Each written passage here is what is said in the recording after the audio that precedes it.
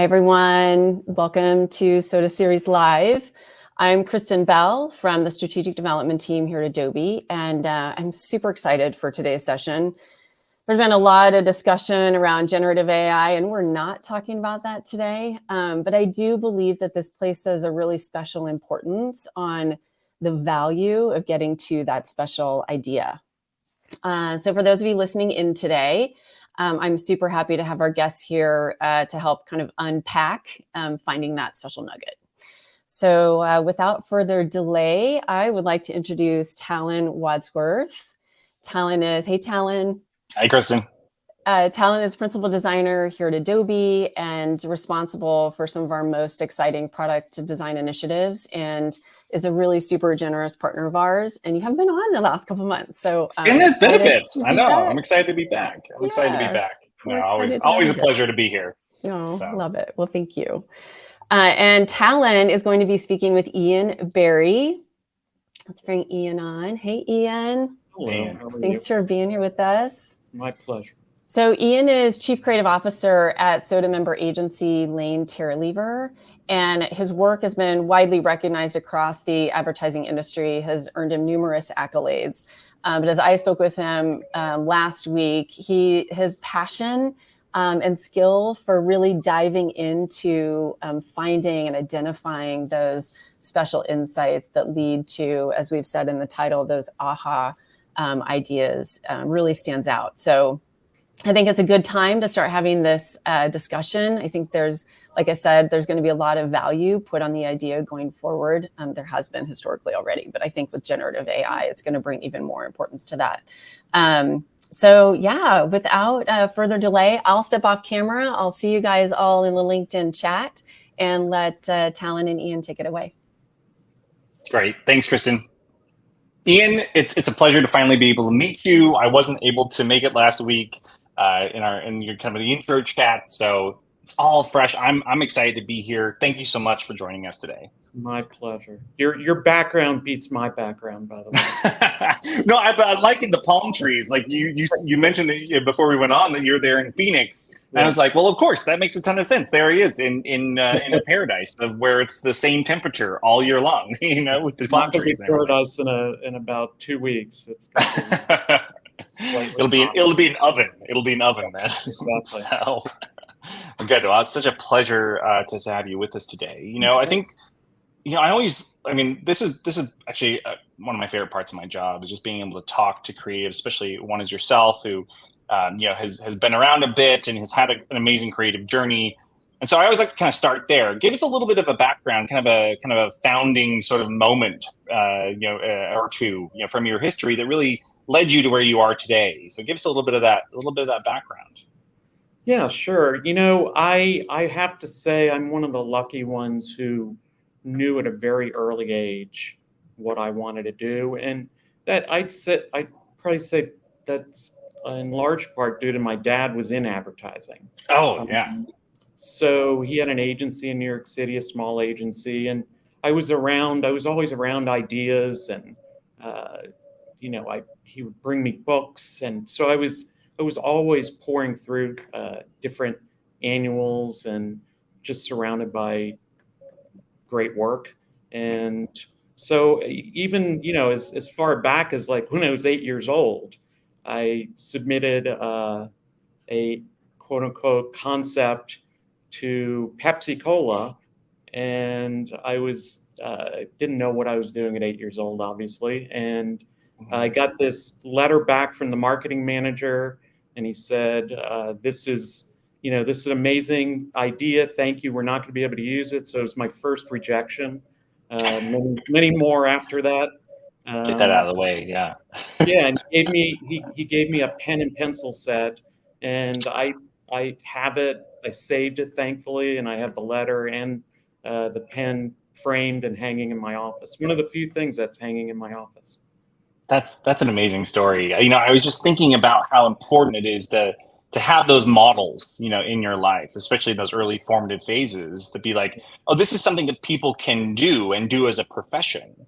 That's something that I know I was lacking, sort of growing up in Salt Lake City, Utah, and my dad, worked in mechanical engineering, and so definitely had a model, but from a creative field standpoint, like it was a desert in many ways, you know, both literally and physically. So yeah, like what was it about your dad's work that really attracted you? What was it about marketing that led you to submit an idea to Pepsi? What was it about that work that hooked I you? would have to imagine it's just that I love ideas, and it can take any form. It doesn't necessarily have to just be advertising, but I think I recognized that there was something exciting about ideas.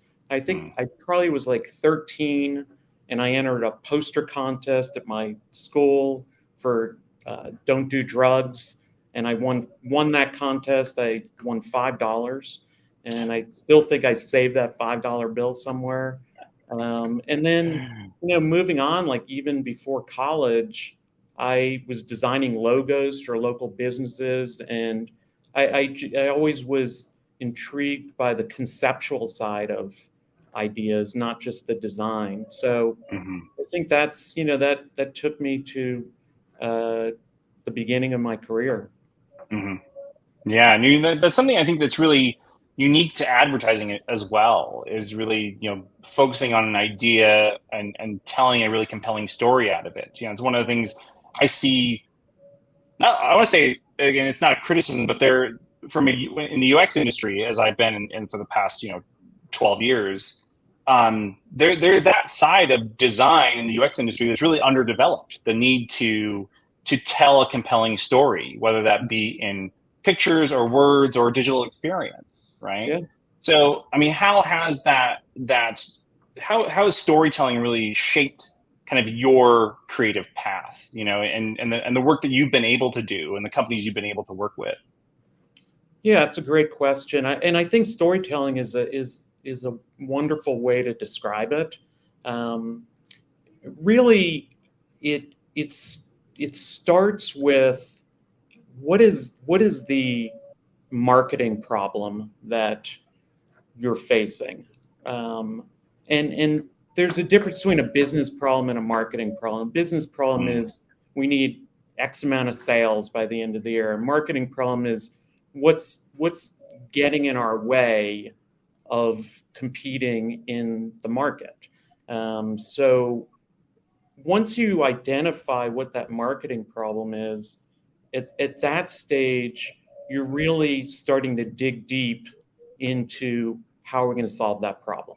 And that's the place where insights are really important, because I'm a firm believer that ideas just don't come out of thin air. You know, they have to come from something founded in an insight. And that can take any form. It could be a logo. I mean, early on in my career, I was a graphic designer, and one of my favorite things to do were logos, because it's the purest sense of concept and design. And so I would do all kinds of research. I'd try to find out everything I could about the company, and that I did that all before I would start putting pen to paper. And this just carried through in my career moving forward. I'm very we spend as much time doing research and gathering insights as we do creative.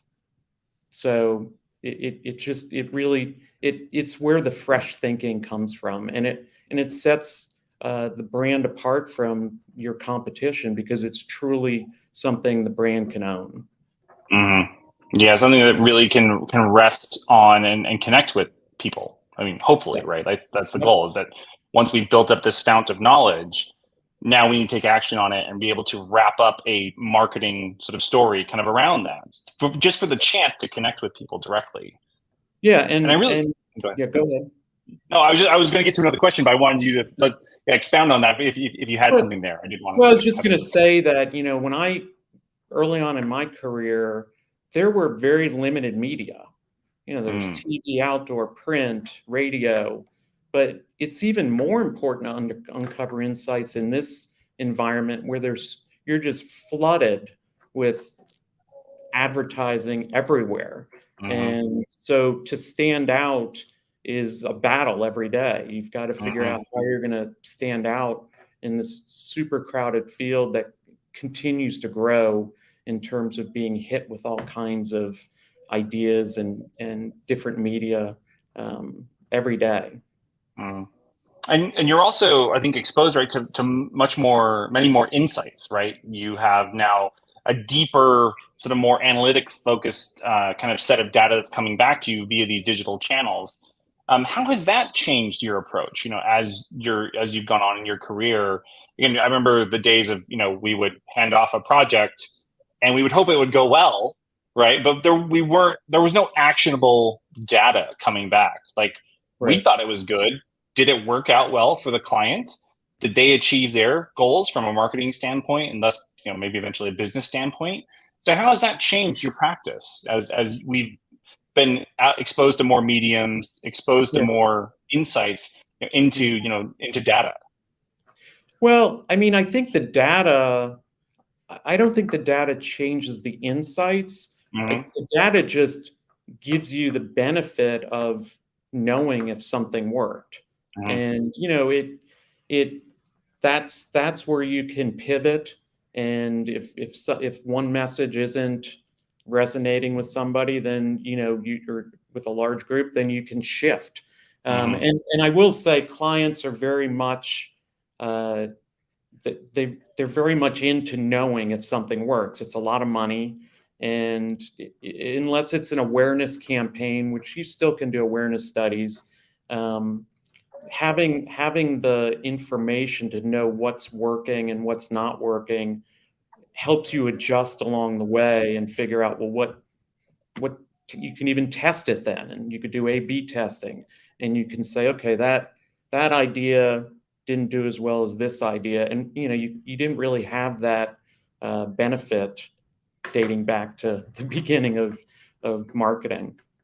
Yeah, the insights came much later, if at all, right? In terms of, was this successful? Did we get the job again? Were we able to then use our expertise on the next project? And now you're really able to respond and react in real time. Has that changed like the skills that you look for? As you're building a team, as you are building out a creative workforce, like how does that knowledge benefit, and like, how are people in practice utilizing that? Again, how has that changed how you build your teams there at LaneTerralever? Well, I mean, so the team extends well beyond creative. One of the closest groups I work with here is our brand planning group. And brand planning, for those who don't know, probably got started back in the early 90s. And it was more about identifying consumer behaviors, which then would lead to consumer insights. Before that, there was the unique selling proposition, which was just simply what makes this product better than another. So, moving forward, the idea that you can start to understand what a group is thinking and why they think the way they think and what appeals to them and what doesn't appeal to them. And truthfully, what media are they consuming? Like, where are they consuming their media? It makes the work more laser focused. It's almost like a one-on-one conversation with your target audience, consumers. So it's just the science of it is certainly something that's evolved in for the best. But as far as teams go in the agency, I feel like the value of our media department, media can generate ideas, social media, brand planning, everybody, UX, everybody has their role in shaping and working with the insights that we come up with to get out there in the world and get attention. And as you're working with the team, like how do you create space for those insights to potentially take you in really unexpected directions. You know, again, like you'll pitch into a client as its own sort of art, right? In terms of getting them to sort of buy into an idea. So what is it? Yeah. How do you create that space for those moments that might be unexpected, you know, with the team, or to, again, lead the project or the client like down a you know, quite different path than maybe they were coming in expecting? Like, how do you create that space as the executive, you know, the chief creative officer there at LaneTerralever? Yeah, well, I mean, the way you start out is really wide. Like I tell everybody on the team to just write as many ideas as you possibly can. Like bad ideas, good ideas, it doesn't matter. Write ideas. We have our insight that we're working off of, and I feel like if you limit the potential for a new, fresh way to approach something, then you're not giving the chance for something to come out of it that'll be great. So we start really wide and don't jump in. We never jump into execution. It always starts with an idea statement, something that high level, you know, will translate into all the media that you'll need to have that idea work with. So instead of like saying we're going to start with a TV idea or a digital banner idea or social media, I feel like the bigger idea should not have anything to do with the media. It should have to do with the overarching idea that you're trying to communicate. And then once you have those ideas, and we plaster the walls, and we start to narrow from there. And then after that, that's when you can start executing off of those ideas. And some don't work out. You know, you think it's a great idea, but then when you start trying to execute off of it, it just doesn't go anywhere. And by the end of the process, you usually end up with like 2 or 3 big ideas that then translate into executions. And that's what we share with our clients. We always tell our clients that they are part of the process. They know their brand as well, and in some cases better than we do. And so we don't like to go too far down the road before we get consensus on one of the bigger ideas that we're presenting to them. Oh man, you're making me nostalgic for like, I think one of the things I missed the most from working studio side, because before I was at Adobe, I was working at studios kind of around San Francisco, was that studio wall, like where all the ideas were being put up and sort of thrown at it, and then, you know, being able to sort of see the whole breadth of almost what the studio is working on, and then being able to almost like draw even disparate insights, you know, from one project into another. And it was just like such a formative experience, and really the foundation of a lot of my process, and something that like I've always tried to recreate, you know, in, you know, the work that I do, you know, and working on product and UX design. But man, I missed that. Well, not to go too far into a tangent, but that was a challenge during the pandemic. Like, you know, trying to brainstorm over Zoom was a much different animal. And I remember the first day we were working back in the office, and we were able to put work up on a wall, and I was like, oh man, I miss these days. So yeah, it was just something about like seeing again like all these the different elements placed, you know, sometimes again sort of haphazardly or randomly together, and then being able to, you know, to sort of peruse that and then draw those insights together into something very unexpected. I mean, those were the best moments right there. Yeah. Well, and you, to keep it focused, we always, on that wall, if you will, the insight is sitting there, and it's usually a single sentence, and you have to constantly remind yourself that that's what the goal is. That's the North Star. And if the work doesn't fall into that, it's put aside. So, you know, it's always a constant reminder. You know, there was something else that as you were speaking there, kind of about some of that process that I am a big believer in as well, that I just wanted to highlight. You know, we get a lot of, I think, people tuning in here who are, you know, starting out in their careers, or again looking for insights into what it takes to sort of, you know, to make it as a designer out there in the world. And I was thinking of the breadth of ideas you mentioned, and I, from my first sort of early days in design school, I was lucky enough to have some mentors who were advocates for not just the breadth of ideas, but also the speed of ideas. That through generating through those ideas, good or bad, that we were creating the space for the next idea, or we were creating that potential for that next iteration. That it was actually going through that process and focusing on generating and any number of ideas as quickly as possible could not get us to the perfect result, but could get us to a better result, right? We could get just on the path towards the solution. Right? Yeah. No, I agree.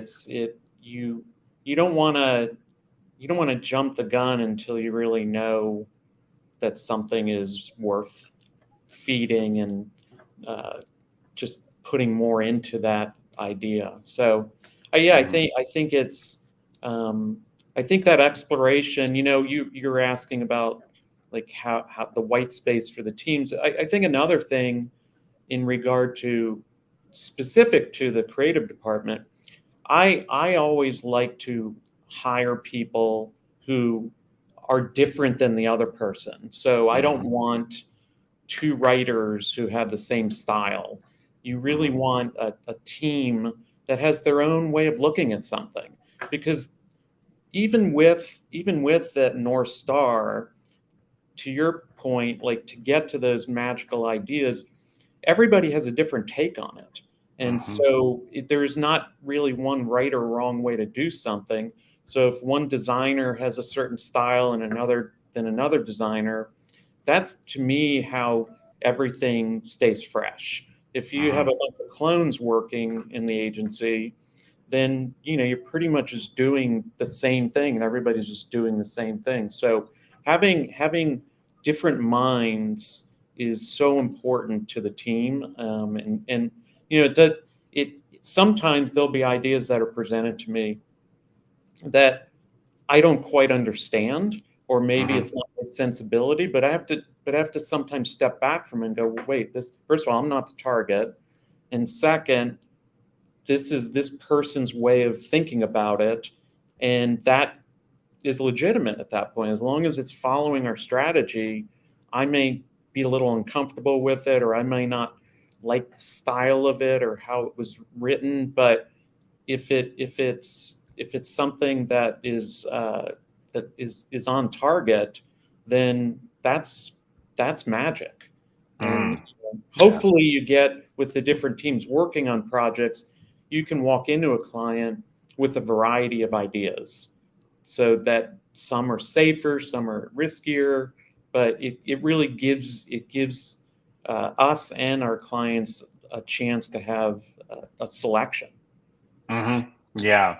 And I love what you're so saying, where we all kind of bring with us kind of our own biases, kind of based on our previous experiences. And so the importance of that kind of diversity in terms of style or background or experience can yield like really great results. Is that a kind of a foundational principle in terms of how you choose to hire and build out your team? You kind of mentioned on it. I just wonder if there was maybe something that you talk and think about even more broadly there at the company, at the agency, that really, again, almost like as a foundational pillar of what you do, and then how you can trace that to then the output in the work, in the quality and the style and the diversity of work that you end up producing as a team. Yeah, I mean, I just overarching, I would say, and I'll just start with my department.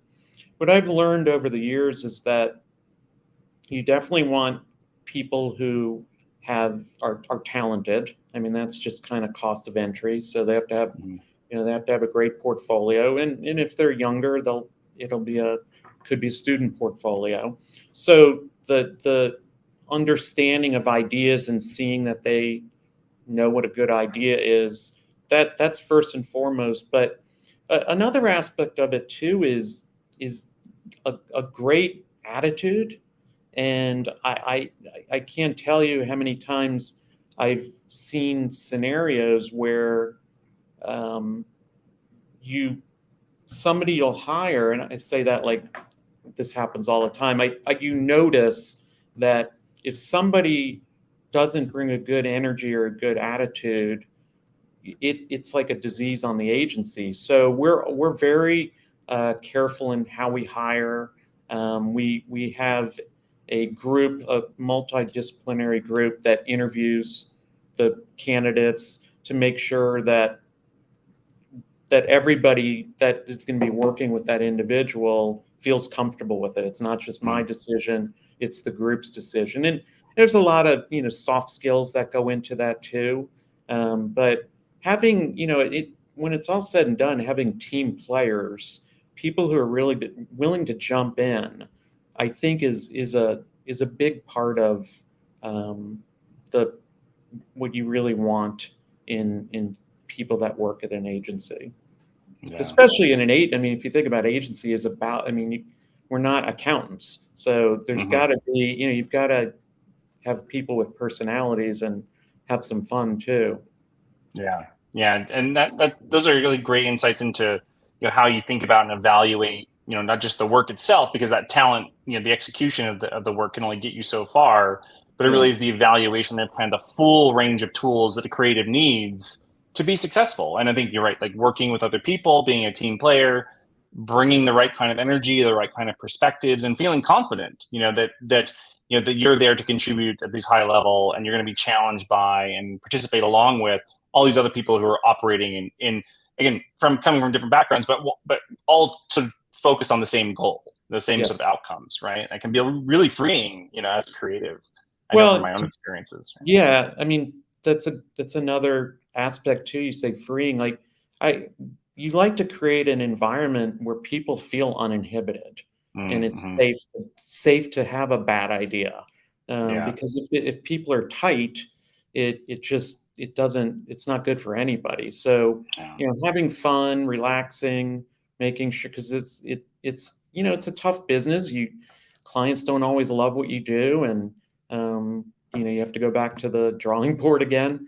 But creating that environment where people feel comfortable, I think is a big part of freeing your mind to come up with ideas and be okay if it's not the right one.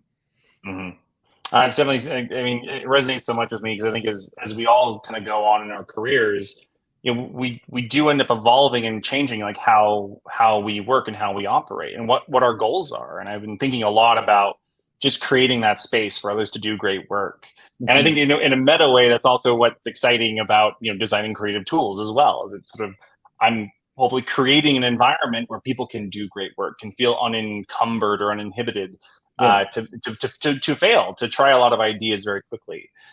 So that definitely resonates with me on a really deep level. So thanks for kind of digging into that and kind of expounding a little more on that.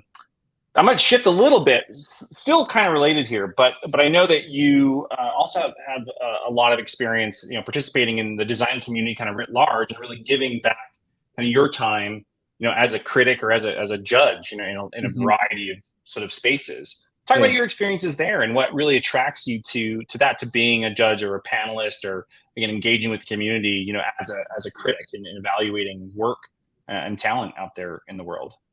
I've judged many shows over the years, and what I love most is I walk out inspired, because you're seeing a lot of great ideas all at one time, and the ability to then select what idea goes to the next round. That's a little harder, because you don't have the benefit of knowing what the strategy was. You're just looking at an idea at face value, and over the years you start to familiarize yourself with, like, well, I think I've seen that done before, but this seems fresh.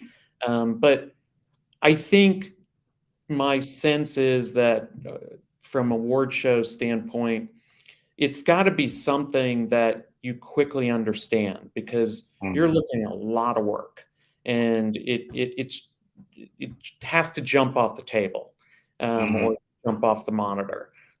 So I find judging shows really, really exciting.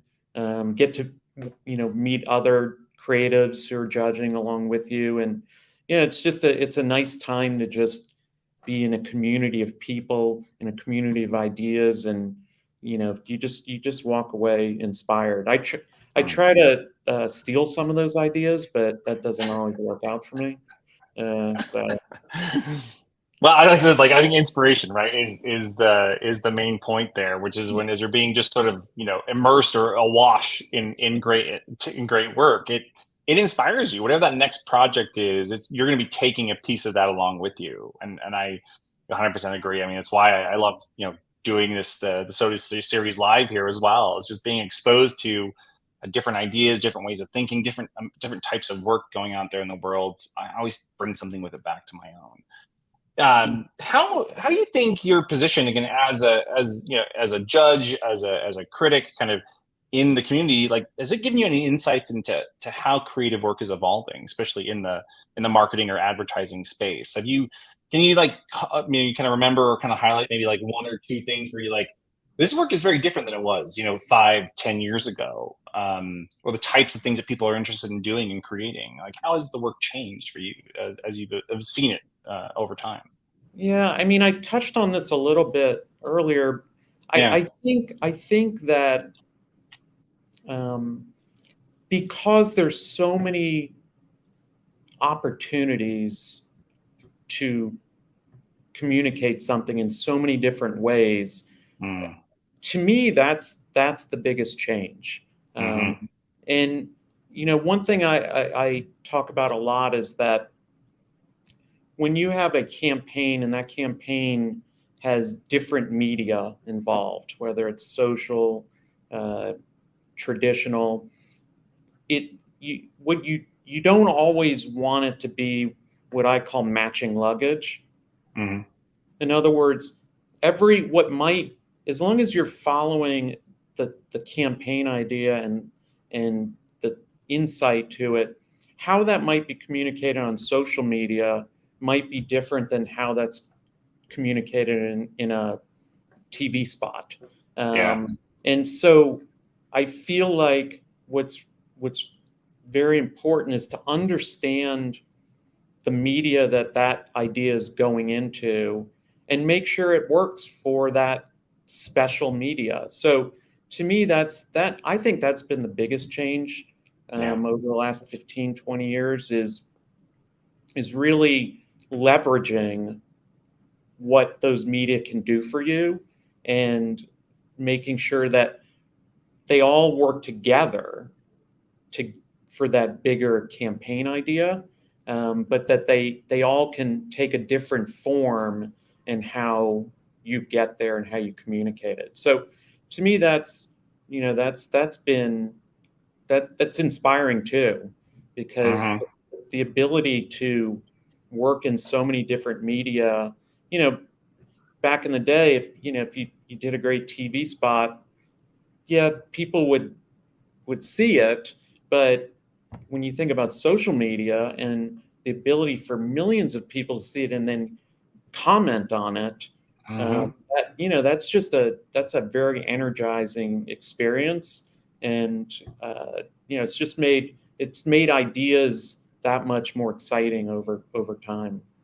Oh, yeah, totally. I mean, that's something that I've been tracking here, working on tools as well, just the breadth and the scale at which, we work today, whether it's, web or traditional mediums, print, TV, product, sort of integration, on social media, as well as like in like all these sort of multi-surface, sort of multi-planal experiences, and people, they have the ability to interact, right? Like that's been one of those big things the last 2 decades, right? Even those early Flash designers just figuring out how to get people to do something on the web, right? Been exciting to see. How do you think? I mean, have you started to see other trend lines coming in? So we have that sort of multimedia, multi-surface sort of engagement or storytelling.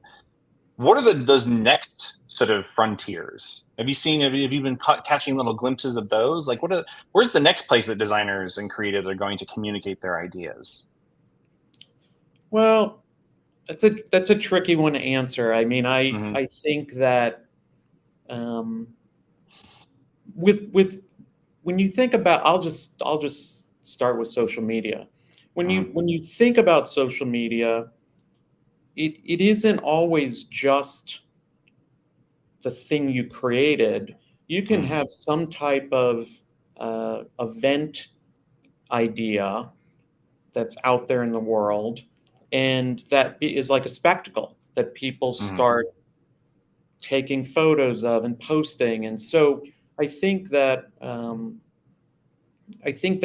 having the ability to uh, publish ideas in different formats Mm-hmm.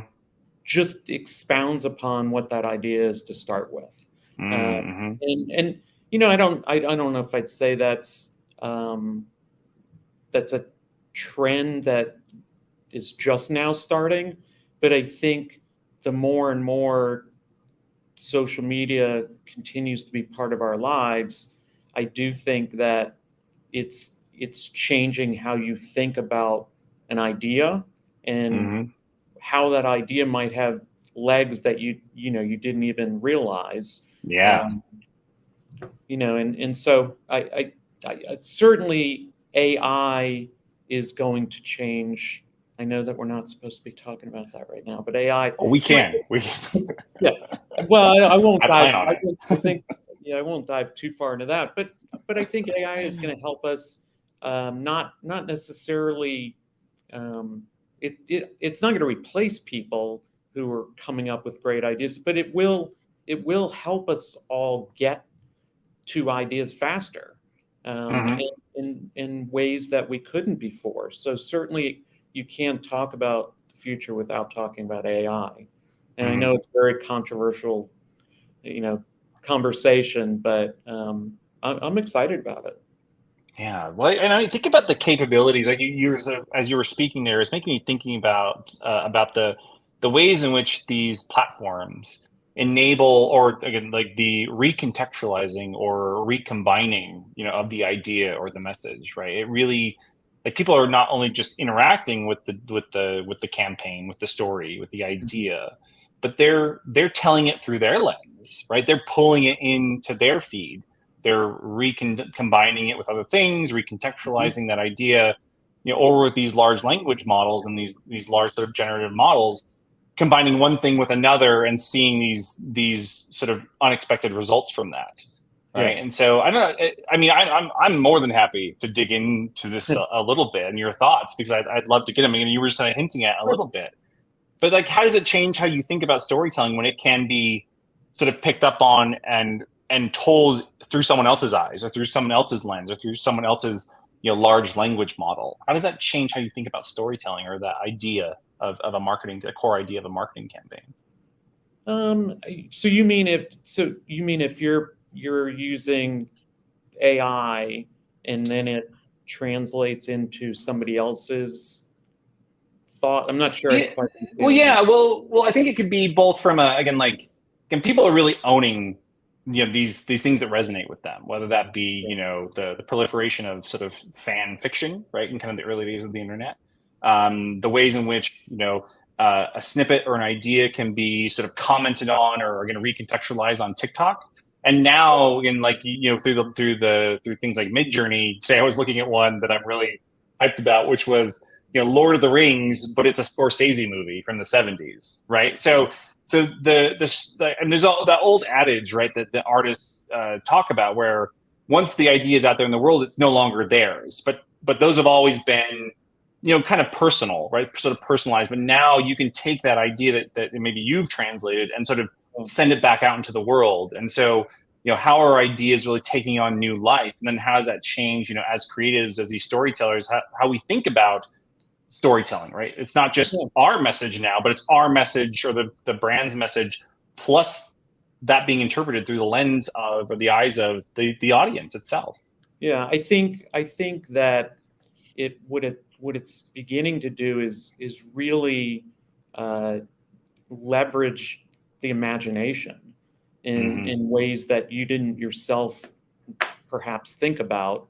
And Mm. so I think that's that's what I've seen amongst our group in the initial stages of this, is people plugging something in and then seeing something that they didn't expect come out of it. And that, it takes on a form you would never have thought it would. And so you're surprised by, usually traditionally when you're thinking of ideas, where that idea started and how you got to what you got to.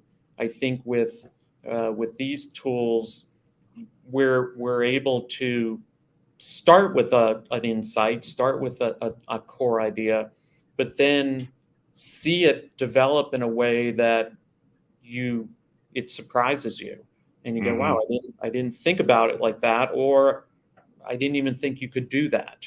I think the tricky part right now that everybody's dealing with is what's copyrighted and what's not. But then you'd want a lawyer on this call, not me. But I mean, that is the realm of the lawyers, right? Yeah. We're using AI for inspiration, for research. Where it's making things obviously work. In fact, we're working faster, but it's an exciting time to see how ideas don't necessarily go in the place you thought they would go, and that's fun. That's from a storytelling perspective. I mean, again, like being able to, the core thing is to get something out there that resonates, right? And if it resonates, then it has that chance to spark something, right? Just again, that core idea can then generate any number of ideas, out there in the world. I think it's always really fascinating. So we got a couple questions rolling in here in the chat. I thought this is a good time maybe to jump into these. Mitchell Navarro, sorry, Mitchell, took me a minute to get to this one.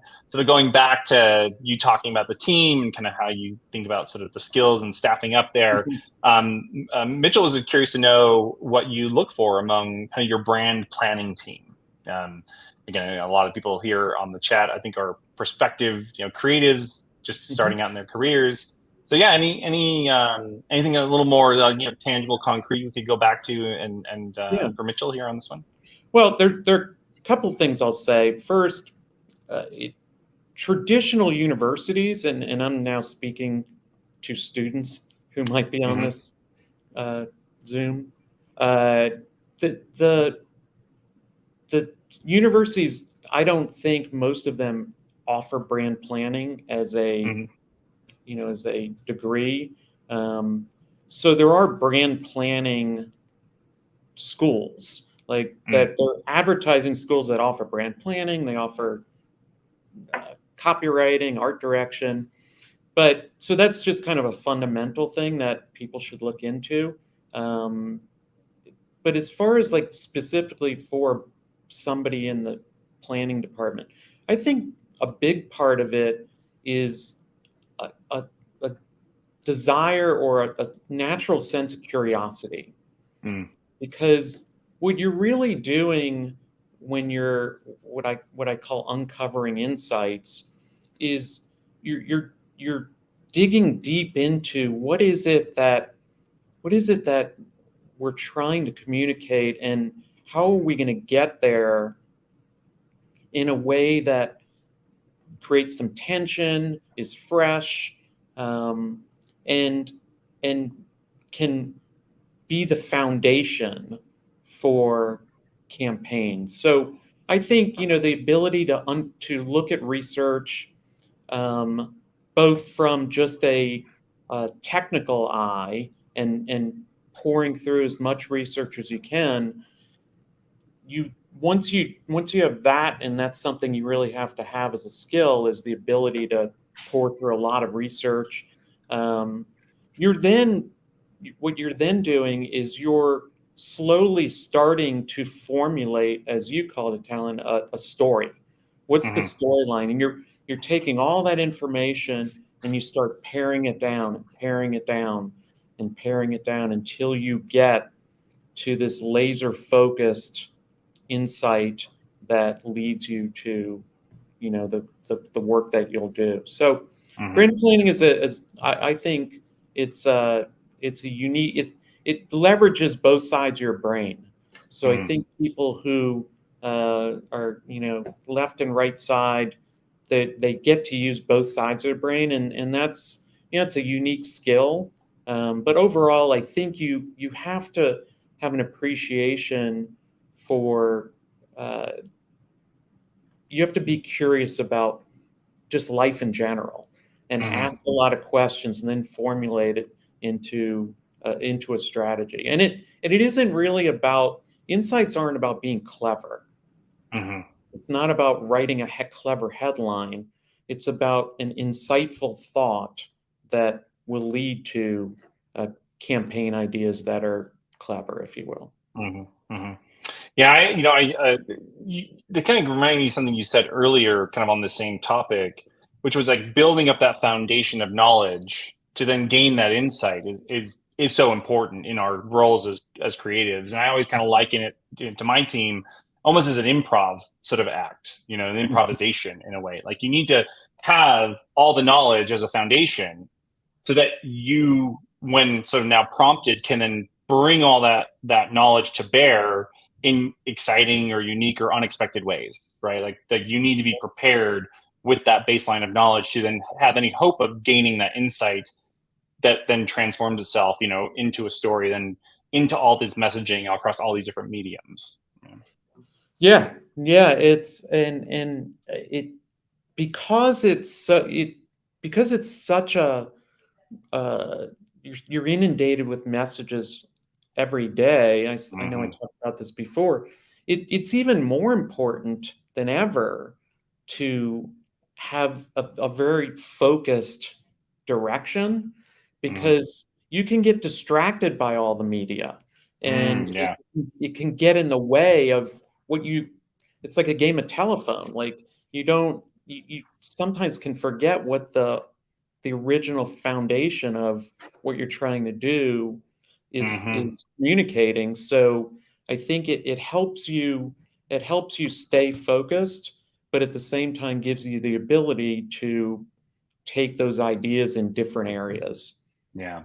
And that's such a great point. And I think it actually kind of extends to Mitchell. Mitchell had another great question here. And Mitchell, I'm going to paraphrase, so please forgive me. But Mitchell was talking about sort of maintaining the core of the idea and balancing that against the medium, right? Both the limitations and the capabilities of the medium, and to your point right there, maintaining that focus. Like how do you balance that? Sort of here's the core of the idea, making sure that shines through, but then utilizing again, maybe the limitations or the capabilities of those mediums. And how do you do that? How do you piece that together to make sure the idea still shines through? Right. Well, I think every medium has its own set of limitations, or the opposite. You can just you could tell a story in a 3-minute video, and you get to tell the full story. Mm-hmm. So I what is important is to be able to recognize when somebody is consuming that media. If I'm driving down the highway 70 miles an hour, and I've got an outdoor billboard, if it has too much on there, just blow right past it. Especially now with digital outdoor, which has pretty much taken over uh, the market.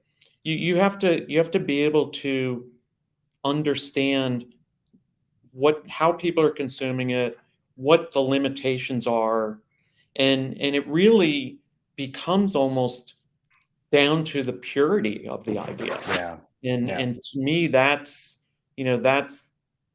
how you are able to navigate the different ways that that idea comes to life. Sometimes you can tell the full story. Sometimes you just have to say 5 words. And Mm-hmm. Mm-hmm. but when it's at the end of the day, all of that together is telling a full story. It's just Yeah. telling it it's telling it and coming at people from different avenues. But you just have to make sure you're clear about what you're able to do and what you're not able to do. Yeah. And I love what you're also saying about, and it's really to me illustrative of the depth of thinking and the sort of critical eye that creatives bring to their work. That it's not just about the execution or the formal execution of the idea, but it's really about looking at all those different variables, right? That if this is going to be an outdoor billboard, then the person interacting with that is going to have, very few sort of precious seconds to sort of engage with that message. And so you have to be able to transform or tailor that message to that medium. Or again, it's not even just about the pixels or the sort of rendered form, but really about the person's engagement with it. And I think that, to me, is such a key insight into the value of the creatives. I guess I can go on to Midjourney or others, and I could generate any number of ideas, but it's really in the application of those ideas, in the medium, appropriate for that medium, to the capabilities or limitations of, and then the humans then interaction with it. Because if we're not thinking that deeply, then we're just, again, like, ideas are cheap. You can generate any number of ideas very quickly, as we're saying. But it's really that insight that I think showcases the value of creative. Yeah, you're not. It's it's communication. It's not art. Yeah. And it's, when it's all said and done, that's the most important point, is communicating your message quickly and get people's attention. Mm-hmm. Yeah. No, I mean, just even I was just saying that, like, in art, like, art is communicating an idea, and it's the artist's awareness, of the viewer that ultimately, probably dictates whether art succeeds or fails, or whether an ad campaign succeeds or fails. Yeah. Yeah. Yeah. Mitchell, just killing it here in the chat, has another one. He's like, yeah, he's driving. He's driving this conversation. I'm just the passenger. He had a question about budgets, right? Clients come to you, and there are different, one of the factors, I'm sure, especially as the chief creative officer, that you're dealing with, which is the resources, the time, the money, the resources that we have available to go and execute on this idea. So how does that change how you approach projects from sort of client to client? Yeah. So when a project gets started, there are a lot of factors to consider. Sometimes you could have 4 or 5 months to be able to do research, and a really sizable budget to do that, plus the creative, because I'm reading Mitchell's question. And so if you have that luxury of time and you have the budget, that gives you the framework to do approach the project that way. But there are times that you have 2 weeks to come back with ideas, and so that you almost have to have a little more of a instinctual way of coming up with insights. Maybe even just doing your own Google searches to start to uncover insights, versus doing quantitative and qualitative research. But as far as budgets specifically go, and the question is, where do you sacrifice? I think you have to recognize that the research and the creative are both equally important, and so you're forced to figure out how you're going to make that budget work in a way that doesn't get sacrificed over another. I try always to make sure that we get a budget ahead of concepting, because I'm convinced that if I have $5,000 in a budget, I can come up with just as great an idea as if we have $5 million. Yeah. It's not about the execution, it's about the idea.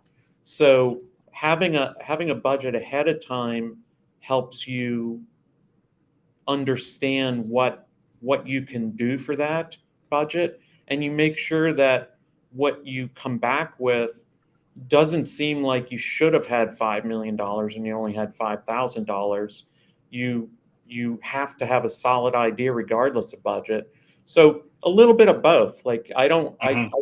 I think if we just ignored the strategy, then we're going to be stuck just coming up with ideas randomly, you Yeah. know, staying late and drinking beer and eating pizza, and somehow we're going to get to these great ideas. So you never want to sacrifice those two. You just have to be, you have to be willing to give a little in each area. Hmm. Yeah, it seems like, and then this is something I think about even for myself, that I'm going to approach the problem in the same way, no matter the budget. And really, what we're talking about is time. Time can be a benefit Mhm. in some cases, but you're still going through the same process. You're still relying on the same, ways of doing research to gather that knowledge, then to start to express those ideas. And yeah, more budget really just gives more time again, which is not all necessarily like the variable that always leads to a better idea. It's Well, and just I more think time, that, more time. yeah, I think a case in point is when we all watch Super Bowl commercials. I it's not all. It's like you're tempted because you have millions of dollars to spend, Hmm. and the reason I think a lot of people walk away disappointed in the quality of the ideas is that it became a production rather than a big idea. Yeah, So sometimes having too much money is not a good thing. not a good And thing. I so, totally yeah, agree. Yeah, it's a yeah. distraction. Hey, as you know, as a Jack White, when one of my favorite sort of interviews with him, he said, I love limitations. I know every night when I go on stage, it's black, red, and white, and everything else is focused on the music, right? And so sometimes those limitations, when it comes to budget or time, can actually lead to great results. And like I said, like Yep. given an infinite amount of time and resources, that doesn't necessarily mean you're going to have a better idea. Yeah, It you just become becomes more about something else. entrepreneurial in your thinking. Yeah, yeah, I love it. Hey, so the last question I always love to ask our guests here: what's keeping you inspired right now? What are the things that you go when you go back to the well? Like, Yeah. what are those things that you do to really help keep you, recharged as a creative? So we have uh, regular creative department meetings every 2 weeks, and what I ask the teams to do is share inspiring work from out Mm-hmm. there in the world. Um, and it it doesn't. I always say it doesn't matter what it could be. Package design. It could be some environmental idea. Just find some ideas that inspired you, and then bring them to the group and share them. So Mm-hmm. to me, I know there's some. I might be an oddball in this in the creative world, but I'm such a student of the business that some people are inspired by music and movies and TV shows, and I tend to be inspired more by ideas that are in our field. Mm-hmm. So like a couple of weeks ago in one of our meetings, there were two ideas that I just thought were amazing. One was for a children's hospital, and the window washers, the actual window washers, were dressed as superheroes, so that the kids, when they're cleaning the windows outside, the kids in the hospital can see these superheroes out cleaning the windows, and it's like that's just brilliant. And then there was a package design for pasta where the front of the box had a silhouette with cellophane of different people. And the pasta, which came in all the different shapes and sizes, looked like their hair. Mm. And, it's Yeah. just like such a fresh approach. I mean, we think about traditional packaging, it usually doesn't have a concept. So Mm-hmm.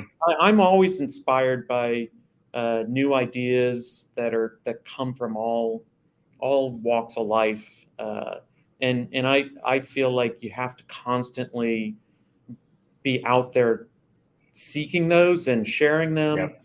and it just always makes me happy to be in the business I'm in. Yeah. No, thanks for sharing that. Again, that's why I asked that question, because to that point, like you've got to stay curious. You've got to be looking with an eye towards the world around you and being inspired and sort of bringing that with you. And that does have an impact on your work. Again, not directly, but like it's there. It's keeping you engaged with the question, engaged with the ideas out there in the world. And I really appreciate that for sharing. Thanks for sharing that. And Ian, thanks so much for joining me for this conversation. It was such a pleasure to sort of chat with you. Same. It was my pleasure too. I appreciate it. Yeah, thank you both for sharing both your passion and your insights. And Ian, I continue to be impressed with your vision to both find these insights as well as just kind of see them out and about in the world. So thank you for sharing that. I know there were some questions in the chat around Gen AI. I don't want to ignore you, but we did host a really amazing session last month with Michael Lebowitz and Scott Belsky, just focused on Gen AI. So I highly recommend you check that one out. Today, we really just wanted to stay kind of narrowly focused on insights and ideas. So we hope you enjoyed that today. And next month, we hope to see you. We have an exciting session lined up with Jess Weiss, who is Strategy Director at Struck. We will be here same time, 12 p.m. Eastern on June 23rd. Hope to see you there. Thank you, Talon and Ian. I did not get to say goodbye to you. Thank you.